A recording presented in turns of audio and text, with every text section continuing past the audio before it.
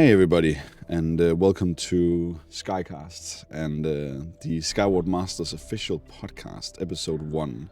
My name is Tor. I am a gamer, storyteller, community manager. A lot of you have asked about knowing more about the team, behind the scenes content. And I reached out to you to ask then who would you want me to talk to first if we were to do a podcast. And now we're sitting here and you... almost all of you wanted to at least here for the first special episode talk to a very specific person, and I'm sitting here with that person today. Philip, would you introduce yourself? Of course. My name is Philip. I'm 28 years old and I'm the founder and CEO of Trino Entertainment. Been working on the project for a little over 3 years now, together with Daniel and Bjarke.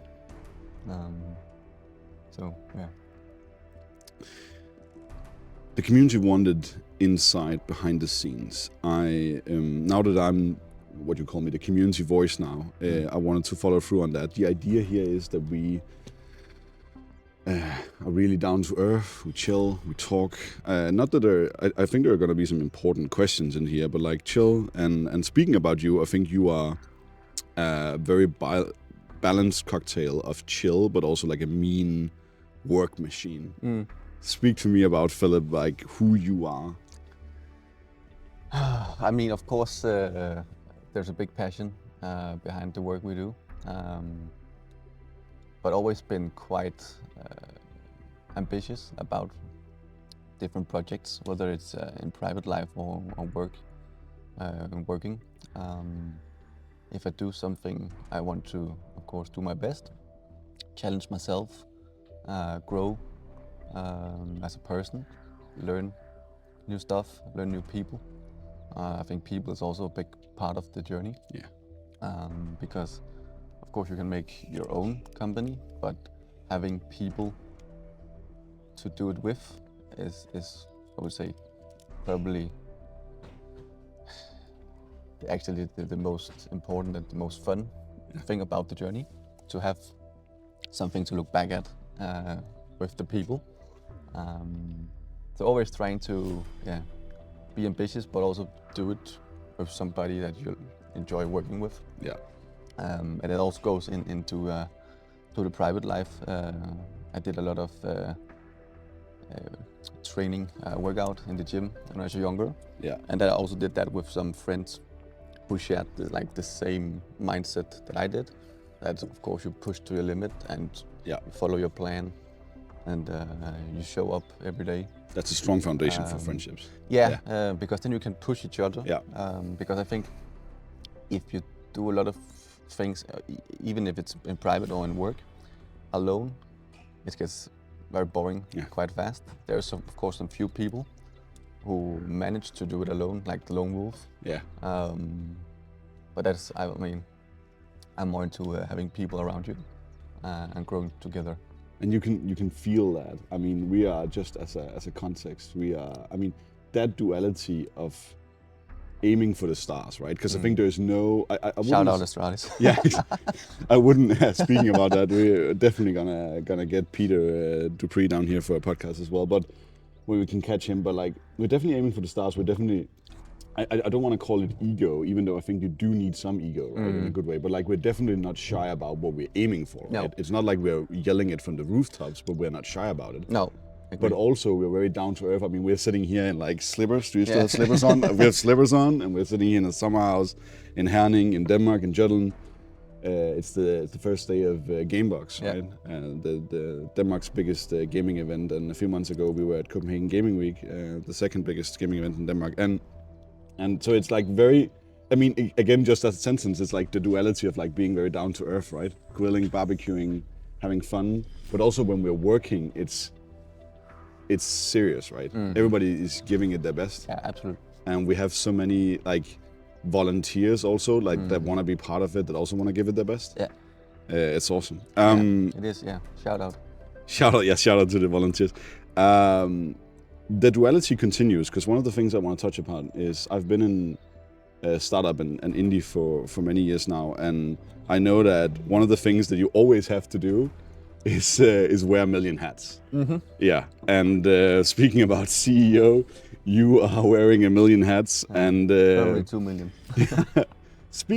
Talk to me a little bit about that. Like, are there some of the hats you're looking forward to passing on? I mean, you've passed some of the hats on. Yeah, you passed and one of them on to me, right? And I already can feel that it's like putting or at least moving some stress on me. Yeah. I also talked to my girlfriend about it, that when we hired you, and I could like put away all the social stuff, the social media and community stuff, I could definitely feel that a brief, and I could focus more on the business aspect. But yeah, I think it comes down to being a founder. You have to be agile and just be open to do whatever it takes. Yeah. And there's a big contrast. One day you're sitting,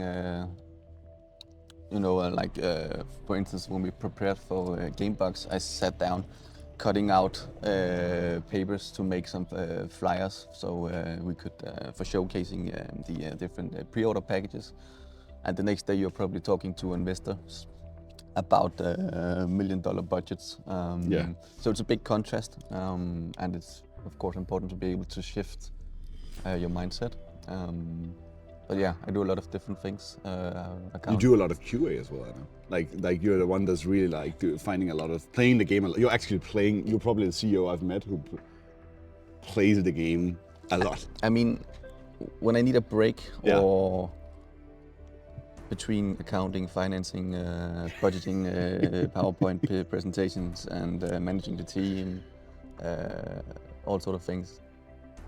That's sort of my way to stay in touch with the product. Yeah. Because I've stepped away from, I wouldn't say guiding the people, but Bumblebee just wanted to be part of the interview. Yeah, sorry. But I mean, in the beginning I was pretty involved in the development. Not that I developed, but decision making and sort of. Yeah. And that's switched more into it. And Daniel now is a lead on that part of the project, and I'm of course assisting him the best way I can. But he's the technical, of course, guy, so he knows the limitations and what we're capable of. Yeah, he's the lead developer. Yeah. Of course, I have some visions for the product. Luckily, he's quite aligned with that. Yeah. But yeah, you two feel like very aligned. Yeah. I don't know if that's like something you're keeping behind closed doors. If you're not, but at least to the rest of us, I think I can speak. You feel like two giants. Yeah, I mean, like, we are pretty aligned. Yeah.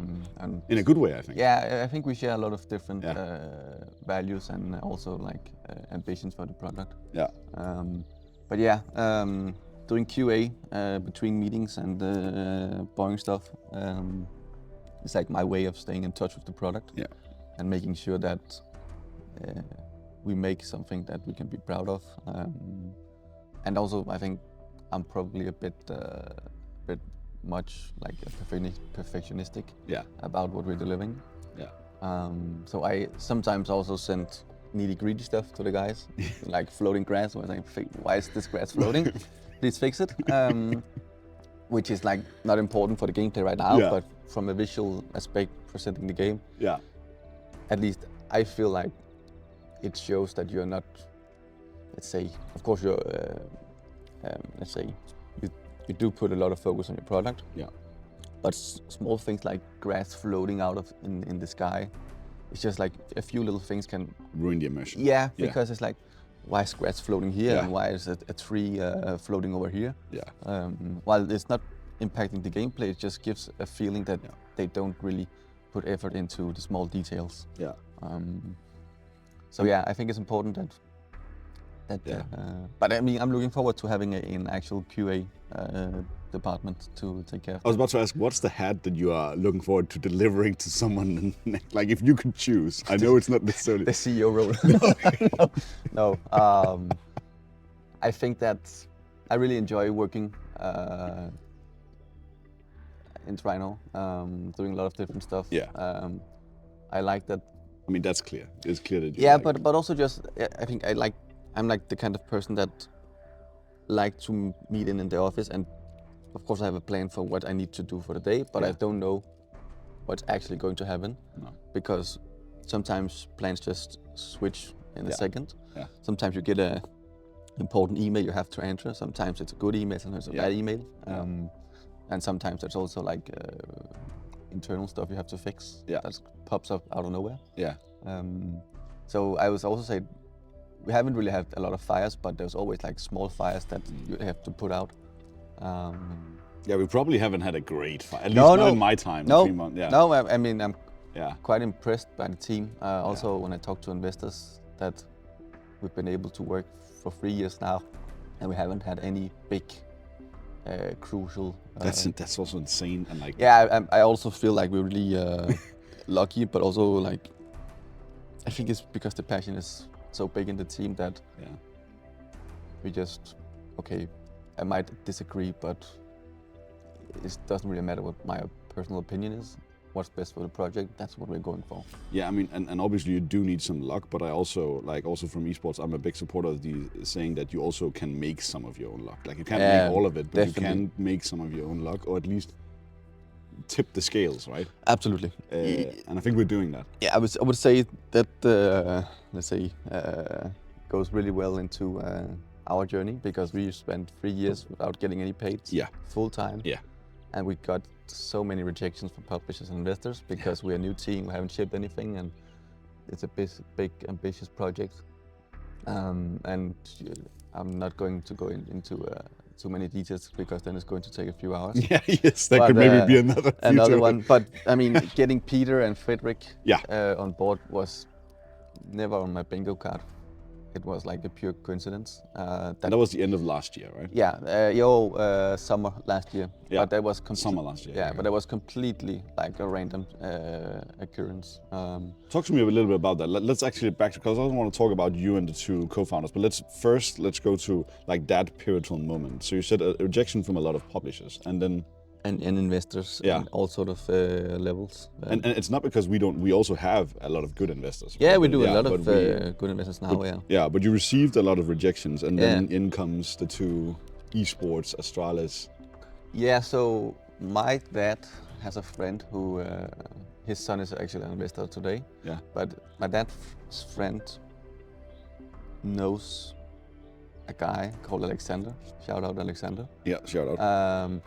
Brilliant guy. Alexander's wife's best friend used to work in Astralis, and she made the introduction. So it's like really far. Network. Yeah. But I mean, if my dad haven't introduced me to Peter, and Peter haven't introduced me to Alexander, and Alexander hadn't talked to his wife about it, and his wife hadn't talked to her best friend, we wouldn't have met Frederick and Peter. So it's like totally random. But then we got the meeting set up. It took some time because it was in the summertime, and both Peter and Frederick was on vacation. So it's the both of them together? Yeah. So were they like coming in? Did you know that they were like, was it like them, or like were they together, like a package, or like? Not in the beginning. Okay. So in the beginning, Frederikke, who used to work at Astralis, shout out Frederikke. Yeah. A lot of shout outs today. I mean, making that luck, right? Yeah.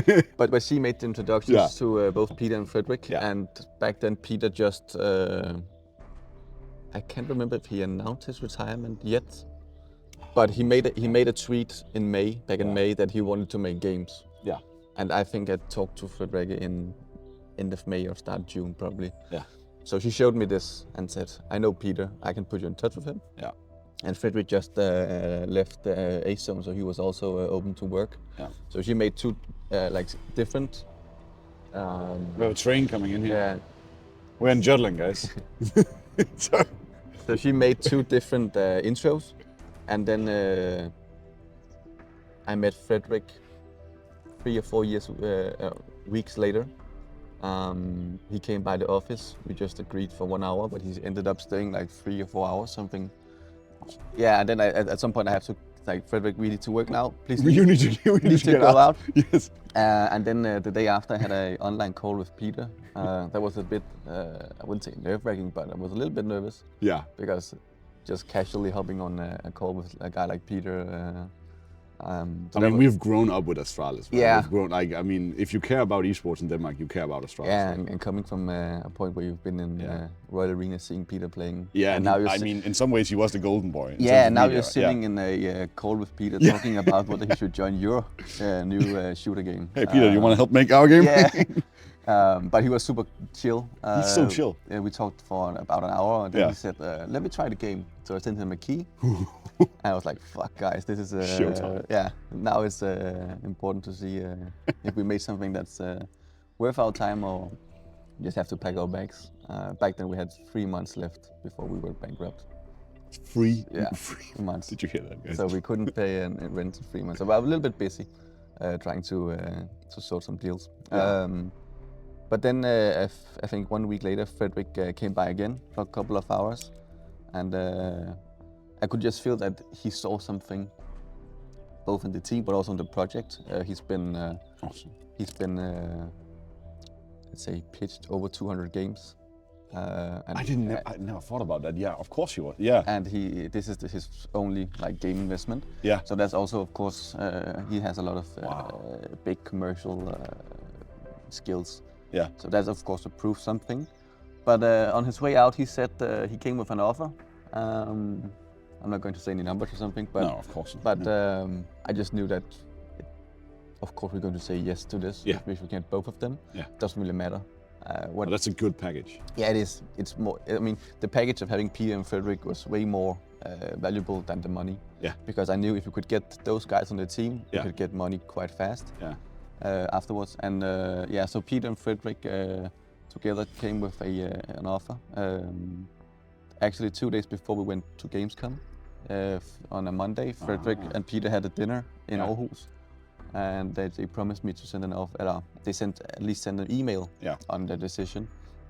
And I have actually fallen asleep at that point. And then I woke up around midnight or something. I had to go I had to pee.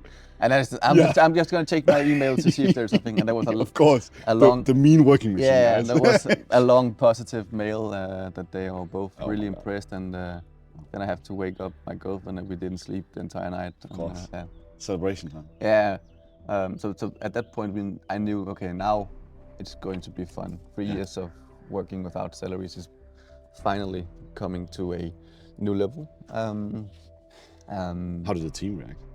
I mean, Daniel actually, I promised Daniel that day, because he was also quite busy, that he could sleep a little bit longer and come in later. Yeah. But I wrote to him that you should probably come in at normal time, because I have some news. And he knew that something was going on. Yeah. And then I made a short presentation, I think I took a picture of the pre and put in a Trino polo or t-shirt or something. Yeah. Of course they were excited. Also, I think coming from a point, we are an indie team, young, unexperienced people. Yeah. So we have a few that's basically just graduated. Also think that from their point of view, being in a situation where you get to work in games, where a lot of their friends haven't found a job yet. Yeah, it's tough. But they found a job and they get to work with a guy like Peter. That's also a pretty rare situation. So I think everybody was really stoked, excited. But yeah, then I think it took only 3 or 4 weeks to get the papers done or anything, because we all knew that we're going to act fast, because we set a goal that we need to raise money before end of the year. Yeah, momentum. Yeah. So we did some preparation and made some announcement online, and I think it got featured in 40, 50 different news media around the world. And then we announced that we're raising money. Yeah. And it only took 2 or 3 weeks, and then we were oversubscribed. So we actually took some decisions to lower the amount, because we could see the momentum and what we're going to achieve in the next couple of 6 to 12 months is going to put us in a different situation. So we're going to raise new money. So there was a really chaotic couple of months, but also really fun and important months of the Trino journey, because I think we would still be here today if we haven't found Peter and Frederick, but not in this scale as it is. It would probably today. have been very different. Yeah, just still me and Daniel, Bjarke, and maybe some free interns or volunteers, and at a summer house of 17 people almost. And this awesome weather. I mean, It's blessed. we're sitting here in the sun. I mean, it's not like it's super warm. It's like spring Denmark, right? Yeah. But it's cozy. That's a pivotal moment. If we go further back before this glorious moment, you and the two other founders. I mean, can we just? I mean, we're gonna have one episode or a stream in the future with like founder focus or the founder journey, the founding fathers. But just like very brief, like, what was that like, and how did that start? I mean, it all began, I think, in 2019 or 2020. I played Bedwars myself with a few friends. Got really good at it pretty fast. But as a lot of mods have like a skill ceiling, or lack of mesa progression, or just a lot of lacking some features. I could really feel that it's a fun concept, but there's so much more potential. And I haven't been in games before. I don't know how to write a single line of code. I think actually my goal is to finish the game without actually making any like line of code or blueprints. And then I just started talking to a lot of people in this forum and community around Bedwars, and I just could see there a lot of people shared the same opinion. And I hear the same. And then I started doing some analytics surveys, talking to people more like in depth, and pretty quickly I had a big data sheet where I could just see, okay, if people are actually true about what they are saying here, there's a big potential. And then of course, knowing that games like League of Legends and Counter-Strike and all the Battle Royale games comes from a mod back then. There was some interesting, let's say, legacy, or like precedents, or no, but just like League of Legends started from Dota, Warcraft, and Counter-Strike was from a mod in Half-Life 2, and I think that Battle Royale is from Arma or something. Okay, I didn't know that one actually. Okay. But a lot of the big games and genres today have roots back to the mods. Exactly. And then I just like, okay, there's a mod here. It's like really unpolished, and nobody has taken the Bedwars mod concept to the next level. No. So crazy enough, without having doing any businesses or something in the industry before, I was like, okay, I'm gonna at least try to see. Let's do it. Yeah. So I think I spent 1.5 years learning about what it takes to make a game, talking to people, going to game jams, going to universities, trying to find co-founders, and it was ups and downs. I wouldn't say desperate, but I was so hungry at that point that I took a train to Aalborg from Copenhagen at 6. So you've been to Aalborg? I took to Aalborg. I took the train from Copenhagen Central Station at 6 in the morning to meet a guy, interview him, and then I went back the same day just to talk to this guy to see if he was a potential co-founder. And we started working together, but I mean, that's a long story, but I had actually 2 previous, I wouldn't say partners, but potential partners. We made some stuff, but one of them I could feel there's not the right fit, and the other one became a dad. But he was a really nice guy, and also a really talented guy. Well, one of those supposed to have been what Daniel is, like one of them. One of them. He was. His name is Matthias. He was a really skilled developer as well. Because you would need someone who could do that code for you, right? So I would need someone who could do the game basically, or at least make a demo. And then I could, of course, do all the boring stuff. Showcasing, getting investors makes sense. In touch and so on. But he was about to be a parent, so it didn't really fit his lifestyle, and I of course understand that.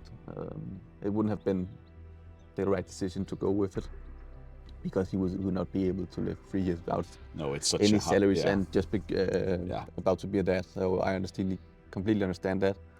And of course then I lost a little bit of the momentum, and then I took a job in a construction project managing. And then I could just feel like I need to go back to this. There's so much that drive. The spark. Yeah, that was just the fire. Yeah, so then I made some new posts on I think it's called spiludvikling.dk, and then I met Bjarke. Yeah. We met and we had a coffee, and he was completely sold. And then a few months later, he was at a barbecue where he talked to a friend that knew Daniel, and then he got introduced to us. And then a week later, Daniel was just like, "Yeah, sure. I don't know anything about making games, but it sounds cool." And that sounds so much like Daniel. I want a new job, so why not? So we spent, I think, half a year in our spare time, free time to work on the project. And then I think back in October or November 22, we decided to, if we're going to do this, it requires that we quit our job and go full time. Yeah.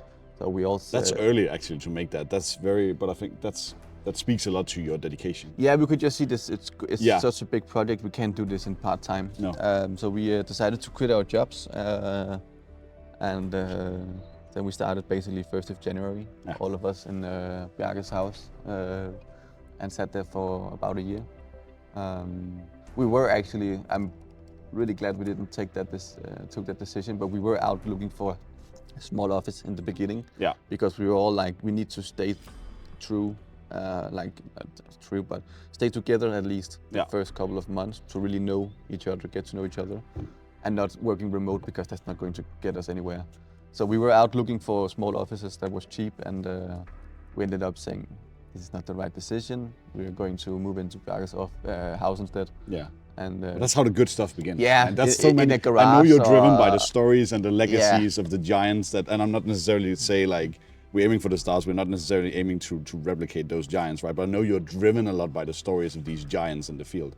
And a lot of them also began with mods, began in the basement, began in the rooms. Of course you can't compete, or of course we don't expect, as you mentioned, to be like the new League of Legends or something. But there is some similarities in young new team, just graduated, started in like a living room or a garage or something.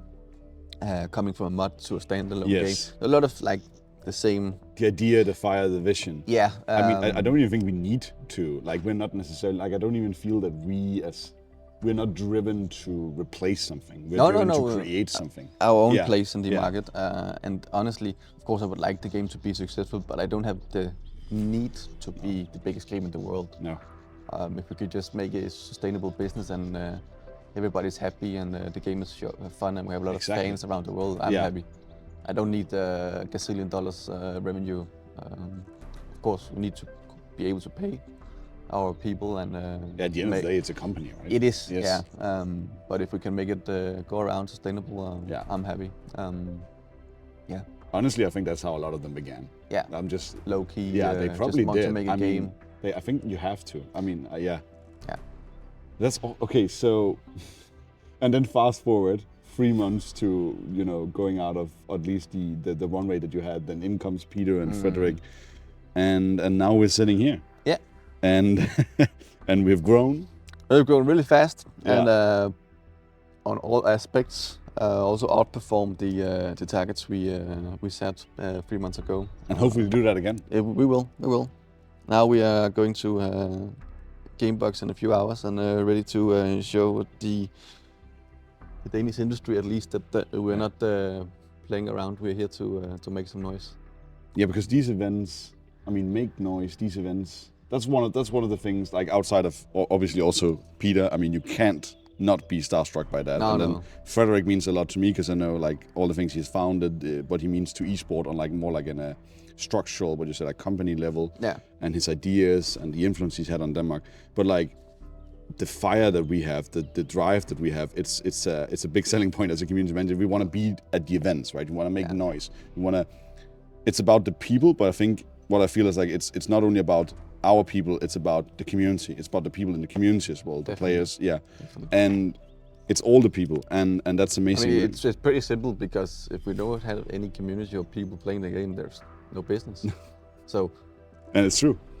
I don't understand that we also talked about that. Yeah. That you were actually our first hire as a community manager, because coming from a I had, of course, you know that, but I took have a background in business development and finance.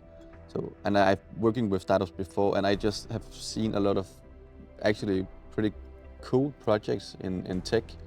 Have some skilled people, but they never talked to their customers. They never met their customers. They just made something they thought at that point was a good product. Yeah. Spent a lot of years and invested money on a project. Yeah. And then they presented the product, and it's outdated by 2 years or something, or not it was not what the customer wanted at that point. Exactly that. Yeah. So it's important for me, at least, to do our best to always meet people, talk to people, get the feedback, try to adjust within reasons, of course. And then, yes, as you say, just being transparent, open, share what we're working on. We also have some internal discussions about this, but you know, being, I think that's also a big, I wouldn't say, something I need to be better at. You know, being proud of showing what we have. Yeah. But that goes back to being perfectionistic about. I was about to say it's a everything. natural tug of war, right? Because it's not that I also don't want to be. I think I'm less than you, but I'm also a little bit. But it's that, like, sometimes as a community manager, you're driven to, like, showing the progress, right, and showing the earlier steps. And sometimes there is a natural conflict between that and obviously, like, knowing that because I know that you know that we can't show the end product yet because that's like years in the making, right? But like, those two have to meet, and I think that's also where some of the magic happens, right? Yeah. And then it's just where they meet, right? Where In Jutland. Yeah, and that's right now it's in Jutland, but that's a natural tug of war, and I think we that's something you have to balance, right? Yeah. So as, like, knowing all the hats that you wear, and you being founder, CEO, Phil the deal, but also how much you are and I think to some degree, especially CEOs in startups needs to be this, but I think every CEO should be this. It's like you are the head of the culture, right? You are the head of the drive, the head of the energy. You kind of have to be. It's a tough role. I mean, I'm not to praise myself, but I'm the type of guy, I would never ask an intern to mop the floor. You do it yourself. I do it myself. I've seen, yeah. Also, before Pete and Frederick came to sign the papers, I cleaned everything myself. Yes. I would never ask an intern to do that, or for instance, an employee. Because, as you say, as a leader, you have to show examples. Yeah, and it starts and ends with you. Yeah. Yeah. So to this date, strong. But also to this date, even I think only Bjarke has maybe cleaned the office one time, Daniel 0 times, and I've done it 50 times or something. Yeah. But it's fine by me because. Developer, you stay over there coding. Art director, you stay over there. Make the product. I'll use my break to clean the floors and so on. And think about business. If I change the numbers a little bit while I'm mopping the floor. Yeah. But sometimes the best work we do is away from work. So. I mean, the best ideas I have had is pretty stupid, but that's once I leave the work, going back home in the car, when I'm just sitting on my own, being able to reflect on the day and the issues, or I wouldn't say problems, but the things we have to tackle. And then while driving, I like driving. It's suddenly solution comes up. Do you listen to some music, or do you just sit and like? I listen to music. Okay. I have, as you can hear, a lot of different that's true. Tastes in music. Yes. Sometimes it's techno, sometimes it's deep house, and sometimes it's jazz, rap. Yeah. I mean, I'm also like a lot of different music, but I need music also just when I'm working. Completely random, but if you see me doing a spreadsheet or something, and you took on my headset, you would hear like the Psytrance music or something, because is that what you're doing, spreadsheets? Yeah, because that makes me concentrate for some reason. The work machine. Yeah, completely crazy to have like Psytrance in the ears while you're doing spreadsheets or something. But, before we cross over to some burning community questions. Yeah. What here at the end, I'm gonna hit you with a very hard question, or maybe it is, I don't know. What's your mission? What's your mission here as a CEO? Like, and I mean, it can be personal, it can be professional, but what's your vision or mission? What's the? I mean, of course, there's a lot of different missions. Yeah. On a personal aspect, to be able to make a company grow into something being able to know that all this started back in my childhood room. Yeah. And now, hopefully in a few years, it's a big business and a well-known game or something. That's of course a big, let's say, personal mission. Yeah. That seeing a project grow and being able to create jobs and making people happy, both internally about being happy about their work, but also seeing people enjoy the project that I envisioned back then. Yeah. And then on a more, let's say, business side of it, or just to make, but to make a sustainable business. Yeah. I mean, I just talked to Martin yesterday that starting a business just like on your own is pretty bad odds in terms of succeeding. Making a game at least is even worse odds. Making a multiplayer game would be even worse again. It's a tough one. So there's a lot of tough points. So if we're able to pull this off, I'll of course be incredibly proud. Yeah. I would of course do it again. I'm probably never going to have like an ordinary job, because once you've been in a situation where you're able to manage your own time, You don't want to go be back. your own boss. I might work 70 or 80 hours a week, Yeah. but I can work whenever I want. Yeah, I've heard that before. Yeah, that makes sense. And sometimes the work is from, let's say, 10 in the evening to 4 in the morning. Yeah. But then I can sleep a little bit longer, meet in later.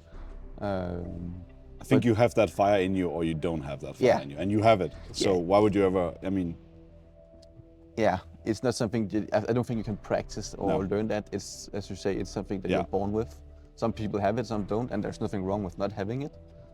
Sometimes I would also actually hope, or not hope, but I wouldn't mind sometimes being on the other side, having a ordinary job. seeing how the other people live. Yeah, but No, just like get Yeah. I had a lot of friends that I Yeah. studied with who has really nice incomes today because they followed Yeah. the finance jobs. And I could probably be in the same shoes, not Yeah. saying that I'm better than them, but a lot of them has also told me that if I stayed following their route, Yeah. I would be earning a lot Yeah, a more lot money more. than I do I today. mean, yeah. But I don't care about that. I would rather have. I think that's very typical for the games industry also. Yeah, like, it not is. that you can't earn money, right? No, no. But you're not driven by it. You shouldn't Or be. some are, but You shouldn't be driven No, by money. no. And I think that in general, just do something you like, Yeah. you love, have passion for, You and have one life, right? get good at it. And yeah, exactly, you do maybe. You know. I mean, we can hope, right? But I wouldn't bet on it. I mean, I'm hoping. Yeah. But it is important to find something Yeah. you care about. And for the past 3 years, I haven't had one morning where I woke up and thought, fuck, I hate my life. That's strong. Some mornings have of course been tough, but Yeah. I haven't thought, oh, it's going to be, What am I doing? what am I doing? Yeah. Of course, at the point where we had 3 months left of runway, I was a little bit more stressed because I knew we have to find money, or Yeah. then I have to put more money in the project, and I feel like I've already invested enough. Yeah, I imagine. So I'm really happy to finally get some salaries, not just for me, but also for the rest of the team. It's a legitimate business, right? Yeah, it Getting is. to that It is point. now, yeah. And yes, it's a big part of it, right? Again, you are the spine of everything. You need everything to go around, and obviously we're all helping. But at the end of the day, you are the spine. That's a strong mission, and I'm happy to be here as a to have part you. of that mission. Because as a CEO, I think your mission. I mean, we all have hopefully our own personal missions as well, and agendas on our professional areas, right? But I think your vision and mission will inevitably bleed into us as the CEO, or at least that's how I see it and how I've been impacted by it in the past. Community questions. Are you ready? Yes, sir. Before Gamebox shit. Sometimes I start out soft, but with you I want to start out tough, with some of the tough I'm a questions. tough guy. Yeah, because like with some people I'm like, okay, I start out with the easy questions. I have the easy questions at the end. Are you ready for that? Yes, sir. If you could go back in time, what would you say to yourself? And I think specifically this question was meant towards this project, right? If you Yeah. could go back to that like what would you say to yourself that you now know that you didn't know then? Honestly, don't do it. No, but it's in all serious. Okay. Because 3 years without getting any paid, being That's paid tough, for man. 3 years, Yeah. and all the rejections you meet, and people looking at you with side eyes or something because you are saying you want to make a multiplayer shooter and you have these big ambitions, but you haven't shipped anything before. So I have actually in my email folder, I have a group of all the rejections that we have gotten. That's strong. I'm not going to answer them, but just I have them. So once we succeed, I can look at them and. I was about to say, do you look at them sometimes, or do you save that? I haven't looked at it No. now, but I have them for later because I think once we make it, it would be fun to see. Okay, we went through a hell of rejections before we made it. So honestly, I don't think I would say don't do it, but I've learned so much about myself and so many new skills. So of course I appreciate, and I'm happy that I just kept going. I wouldn't trade it for anything. But yeah, going back, if I shouldn't advise not to do it, I would just say keep going because at some point it's going to pay off. I have a feeling, I mean, you know yourself better, but I have this weird feeling that Philip in the past, hearing that from Philip in the future, would probably still do it. Yeah, it would. Yeah. You would probably not listen to yourself. I would probably. What are you saying, Phil? What? I'm probably the kind of guy that gets motivated by rejections and saying you can't do it, and then okay, I'll show you. I like that's a funny idea, but yeah. All right, that's awesome. Not what I expected, but awesome. No, yeah. That's how we know. We're guys, honest here. We're transparent. We're getting the truth. This is good content. Don't do it. Just in 5 years, Trino CEO says, "Don't start a gaming company." Outside of the valuable pocket wisdom, if I can call that a philosophy, like what is a very important, in your opinion, skill in life that you think is generally underrated? That's a deep one. That's a community question. Yeah, that's a good question because there's a lot of different answers to this. Yeah. I think the most important thing I try to do as a leader is to being able to meet people at, let's say, eye height or eyesight, and really try to put myself in their shoes. Like, how would they feel if I make this decision? Yeah. How would they feel if I say no or yes to this? And that's also why I hope at least they agree that I'm pretty fair with a lot of things. If they just do their job and deliver what they're supposed to, I don't really care if they work 20 hours or 40 hours or if they work from home or whatever they do. And just like in general, being able to, of course, your boss should never be your friend, but no. But still, you have to have a friendly aspect to being able to get the people under you, so to say, with you. Yeah. Because if I'm a dick, nobody's going to follow my mission and listen to me. No. But if they feel like, okay, I feel appreciated by Philip and he actually cares about my work. Yeah. He listens to me. If I have a problem, he's open to at least listen and try to fix it. Yeah. I'm confident that that guy is willing to do more for me. Yeah. So yeah, that's like, of course, a pretty important skill. But there's a lot of. It's hard to put one word on it because I'm thinking is that respect, is that trust, is that empathy, but it's kind of like a lot of things. Yeah, because sometimes you also just have to actually be the boss and be. Yeah, of course. We can't do this. Yeah. And I know you think I'm an idiot now, but I'm the boss. I know better. You should listen to me. But that's also, I don't know if everyone, also because we have a young team, I don't know if it's something everyone is conscious about. But having been in several startups, I hate when people say we're family in a company, right? Because you're a company, you're not family, right? I think I know what they mean sometimes. Yeah. And also like.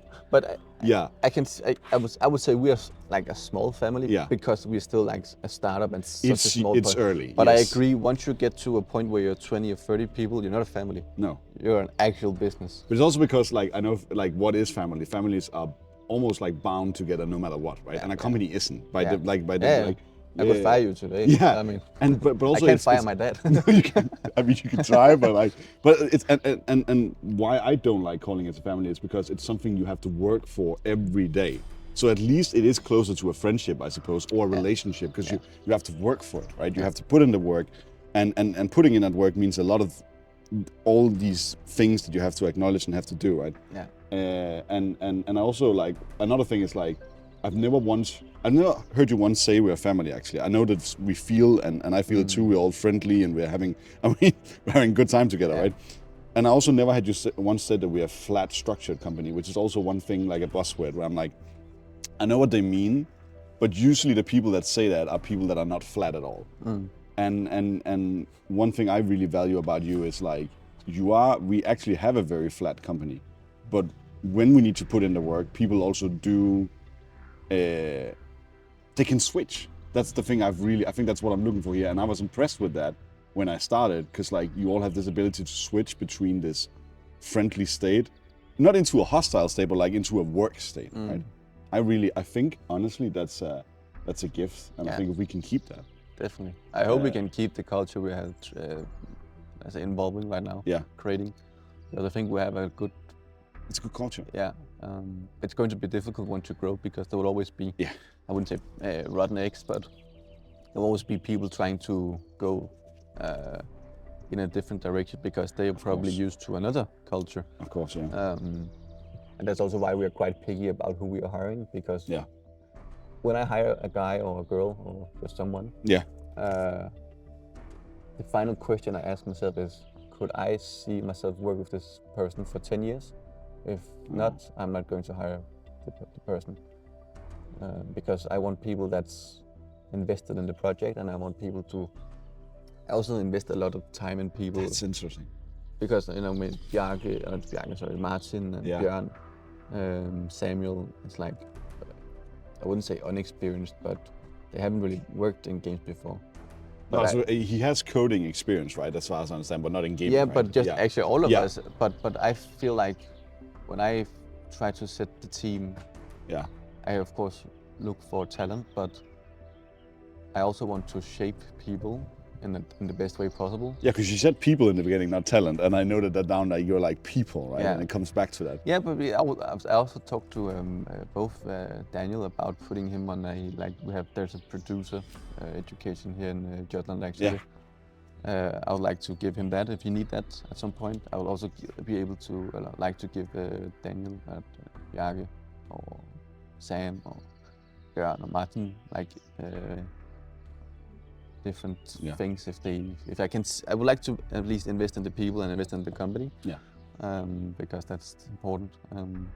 That's strong. So yeah, if one of them comes to me and say, hey, there's a really nice education I can do in my free time. Yeah. Can you help me with the finances or something? I'm probably not going to say no. If I can see, of course, the benefits. If it's like completely different direction and I don't see any benefits for Trino, I'm probably not going to say yes right now, because the funds are limited. But talent doesn't matter, obviously, right? But I like that it's people, right? And it's because they can be hella talented, but if you don't want, if you're like, oh my god, 2 years in, I mean, I'm not going to say his name. He probably know who he is when we are talking about this, if he ever listens to it. But we have once, I think it's last year or 2 years ago, I can't actually remember. We had a really, actually, I would say talented guy. Yeah. But he couldn't meet on time, and he was not listening to what we say in terms of what direction. And even though he was, I'd say, the best artist we had, he was one of them we have had through the years, I would never hire him because of that, because that infects the culture. If you have a guy that shows up 2 hours late, sleepy, I didn't woke up on time, no shit. Yeah. And then he doesn't do his work. Yeah. Probably. He might be super talented, could work for Blizzard, but he's not going to work in Trino. No, he's not. I think that's a good ending point for the deep stuff. Yeah.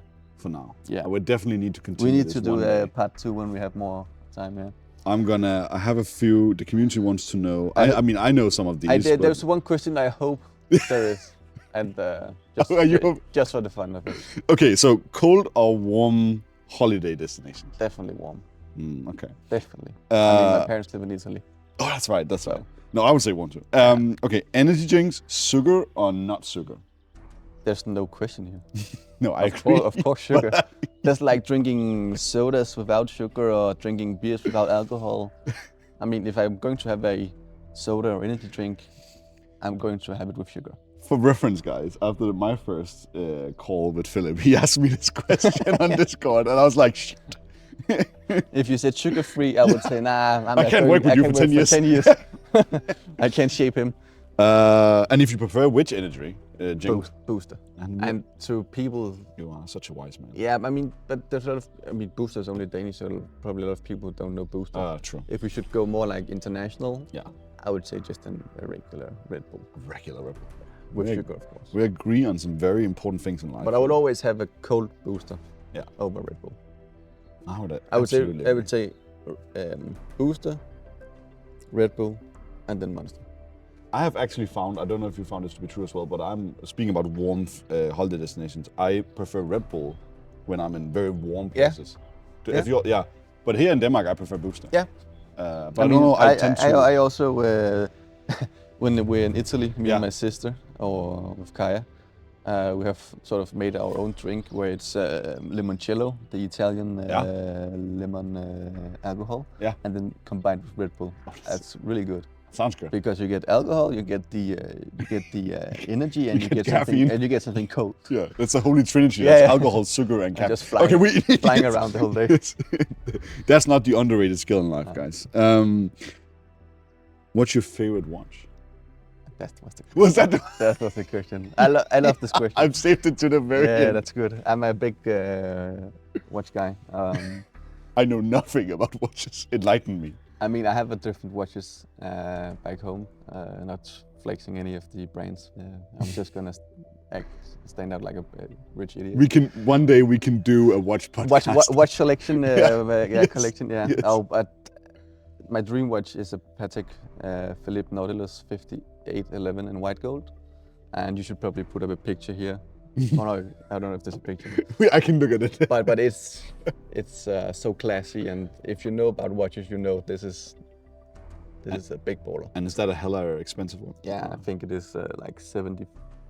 I think the price from the retailer is around 70,000 euros, and then they are so limited in production that you have to sign up for the watches, and you have to buy different cheaper or more expensive watches to being able to buy the Nautilus models. Wow! So that's a journey. Yeah, it is. I went to the store 2 years ago when I just started the company, and I told him transparently that this is my dream watch. I'm on this journey right now. I'm not going to buy it in at least let's say 5 or 10 years. Yeah. But it's my dream watch. I would like to sign up for it now. Yeah. Then you know the history of who I am. Yeah. And the money, once I, of course, hopefully get to the point, you know what the money meant to me coming to this point. Yeah. So he ended up, I think I talked to him for 1 hour, and I really sweet talked him. For 1 hour? Yeah. Wow. We had a good conversation. He was a really nice guy. And then he said, just a second. He went out in the back, and then he come back with an iPad where I could sign up. I have to pick another watch that I would like to buy before. Same price brand. And it's probably not everyone that even get to sign up. Or... No, you have to get I wouldn't say you have to get invited, but they are so there's such a big demand for the watch that they actually pick who's able to buy it. But that also means that it's also investments, because once you buy like the Nautilus for 70,000, going out of the door just a few seconds later, you're probably able to sell it to double the price. Because there's a lot of people who can't get on the list. Yeah, it's so hard to get. Just like I've heard that actually. Like about, or something. I've heard that about Rolex. That's the same. Yeah. Okay. I would never sell like watch obviously, because if I worked for so many years to get to that point where I'm able to buy that, I'll do that. But I'll probably give it to my dad before, because he's also into watches. So you would buy it and not You're not gonna keep it I would give it to my dad probably. at the beginning, or like Yeah. will you wait? I'll probably. Does he know? Does he have any idea? Probably not, but. But he cares about watches too. My passion comes from his collection. But that actually, he might be able to buy it himself because once we started the company, I gave him 5% of my holding company. Yeah, I gave my mom 5%. I gave my sister 10%. So if we make a good business, they will actually get a part of it as well. Yeah. So he might actually be able to buy it himself. But you can give it to each other. Yeah. That would be here's a watch. Here's a watch. Son. Yeah. I mean, he's also into watches, so awesome. and he retired now, so I'm probably one that's going to give it to him. My mom's pretty boring. She doesn't like any. She's from Jutland. She doesn't like any expensive. What's that? Yeah. We need to end the podcast, guys. I'm gonna take that train. she doesn't like any expensive stuff. She's like really down to earth. So okay. I also feel like, okay, if I give my dad a watch for 500,000 Danish crown, I can't really find anything to my mom at that price. So yeah. Well, they have shared economy, Yeah, probably, they have right? shared, So yeah. I mean, That's but okay. Both watch, yeah. But that's a nice watch. I think I speak for most of the community when I say that I hope one day you will be able to. Thank you. I hope. And I hope Skyward leads you there. You can't answer this, or at least I don't think you should, so it's not even a question, but what's the best dog you have? What's your favorite dog? I mean, I grew up with dogs my whole life. You gonna answer? I'm going to answer.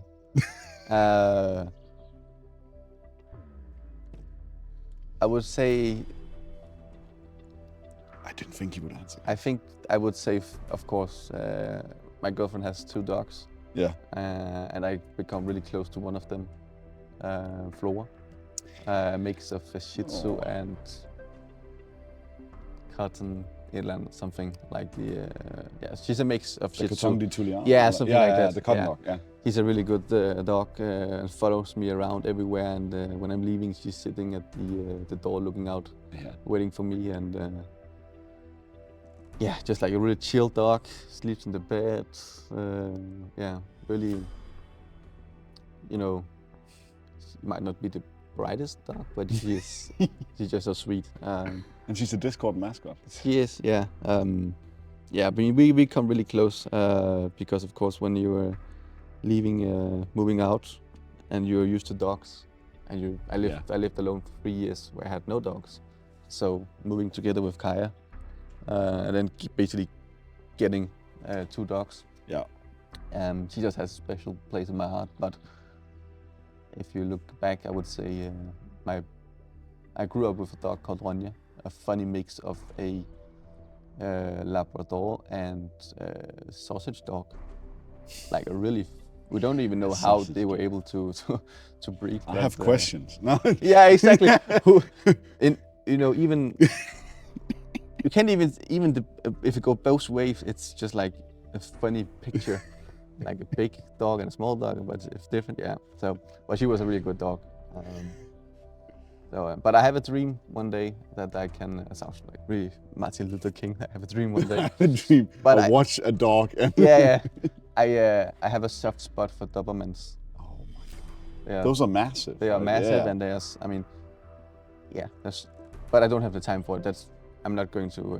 Then you have something to protect the watch. That's true. They're probably not gonna. I don't think you break into. No. Oh, they probably not. No. I think they're really nice dogs, but it requires like a full-time job. So that's if I want to sell the company. That's my opinion on big dogs as well, because I want Newfoundlanders. Yeah. Also a nice dog. Yeah, and I want 2, but. That's 2 times full. Talk to my wife about that. Yeah, I mean that's really.